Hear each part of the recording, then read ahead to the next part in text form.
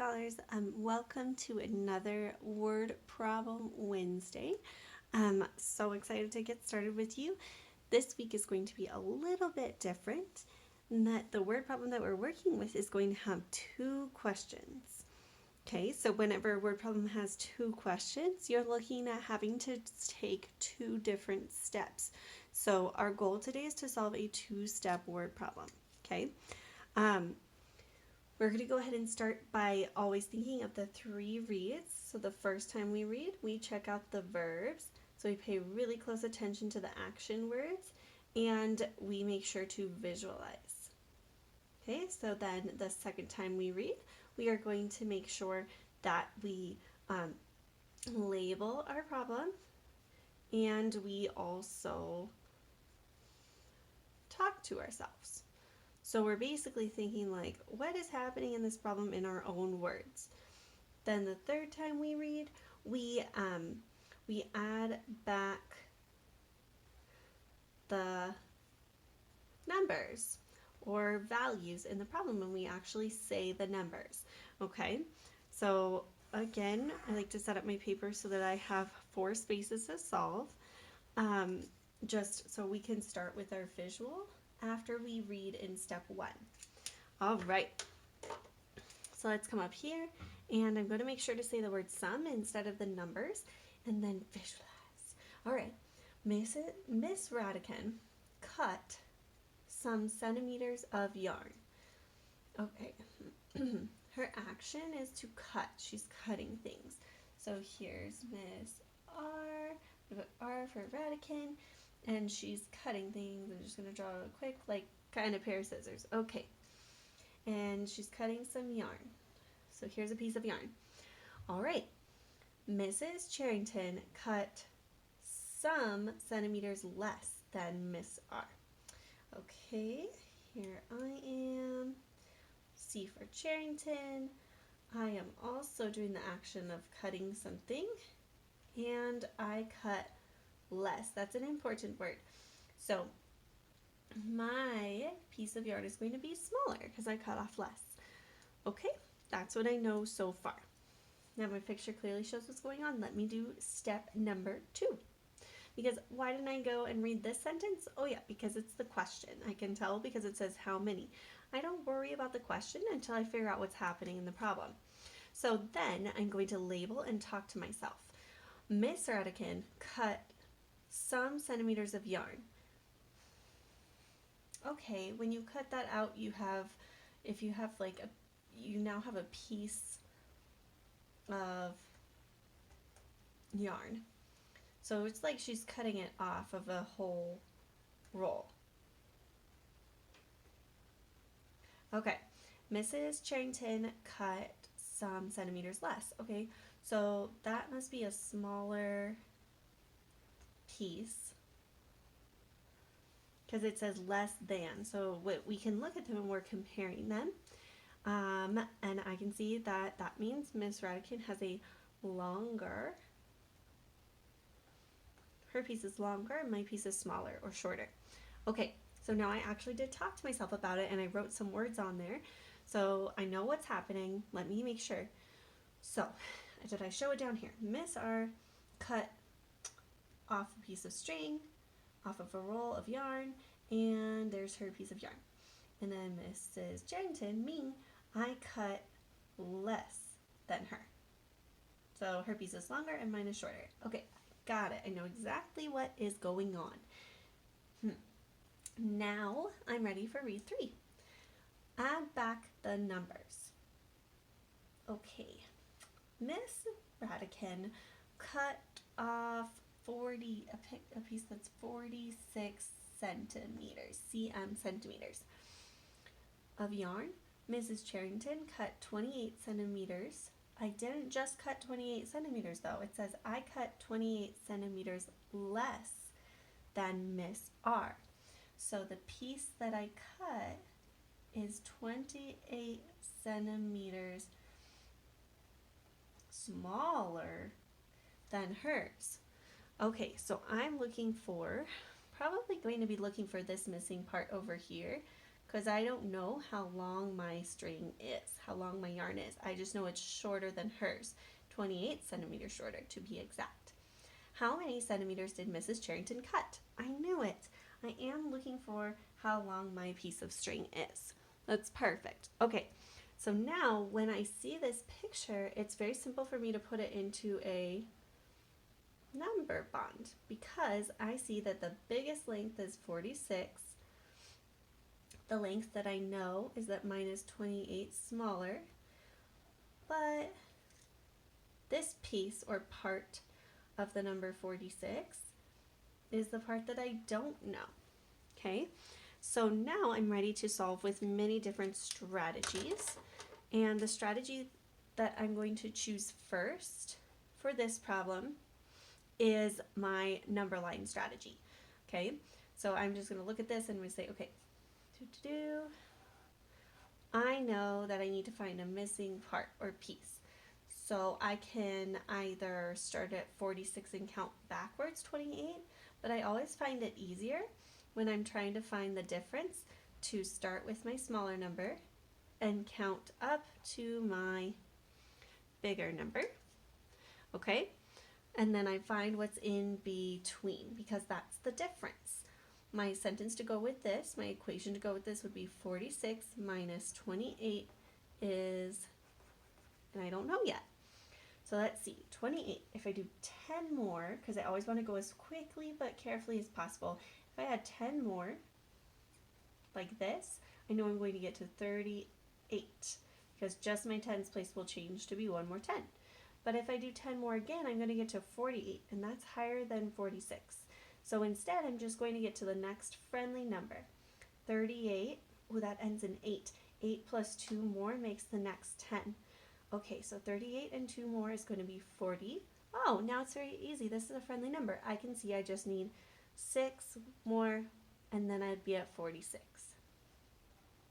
Okay, so now the difference between 28 and 46 is 10 plus 6, which is 16, plus 2 more is 17, 18.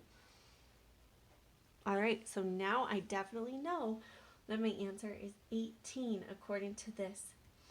So that means over here, I'm thinking that my piece of yarn is 18 centimeters long. That's how many I cut, which is 28 centimeters smaller than the number 46. Okay, so I'm actually going to show a second strategy for just this first part. So this is strategy 2. Okay, what's a really good one I could use for this? I'm going to use my number bond way. Now for number bond way, I do 46 minus 28. Actually, I'm going to use place value chart because we've been studying that in our lessons. So I'm going to draw a quick place value chart, and I know if I'm subtracting, I do 46. Wait, I need a hundreds place, tens place, and a ones place. So I draw in 46, 10, 20, 30, 40, 41, 42, 43, 44, 45, 46. But I'm looking at my number over here. I'm not going to put that number in because this is an addition. I'm not adding in 28. I'm crossing out 28. So I have to cross out 8 ones. I don't have enough. I only have 6. So I go next door and get 10 more. So I break down or unbundle one of my 10s and it becomes 10 ones. That'll be great because then I'll have enough to take away 8.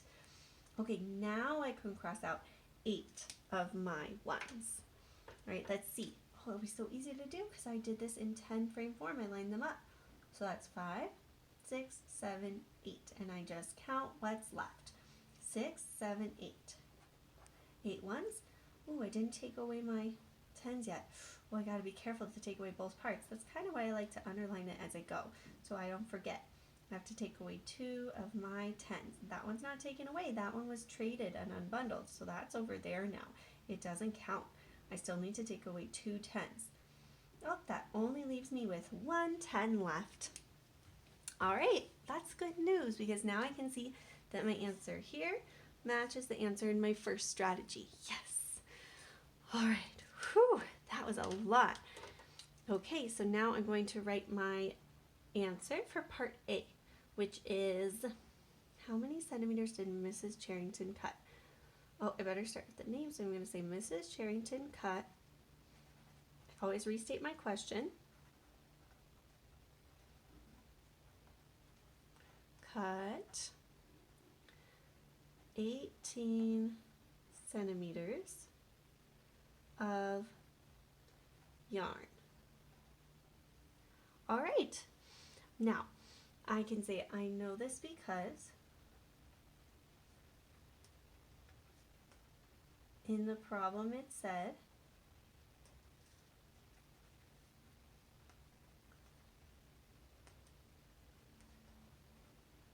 that her yarn is, what did it say exactly in the problem? Sometimes I have to look back up, and that's totally okay to do, is less than, than Miss R's by 28 centimeters. And if I cross 28 out from 46, I get 18 left. So what I did there was I thought of this strategy and I explained what I did to find my answer and how I know that that's correct. Okay, not only this, but now I only solved part A. I also need to solve how many centimeters do they have all together.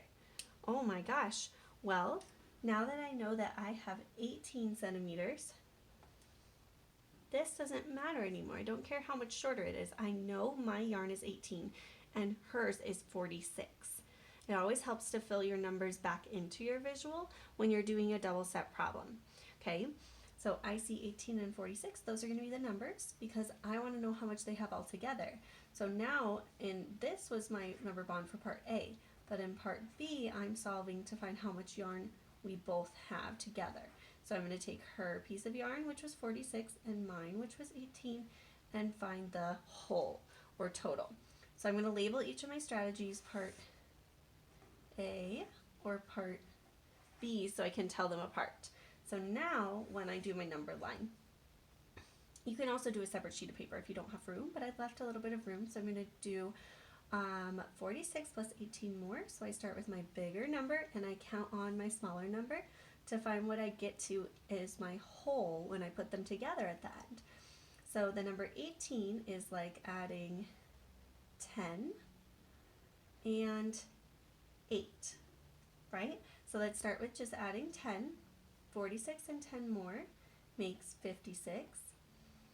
I'm going to add 4 more because that's friendly, and that's still just 14. 4 plus 6 makes my new 10, which is 60.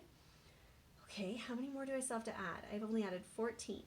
I need to add 4 more to make 18. Plus 4 more.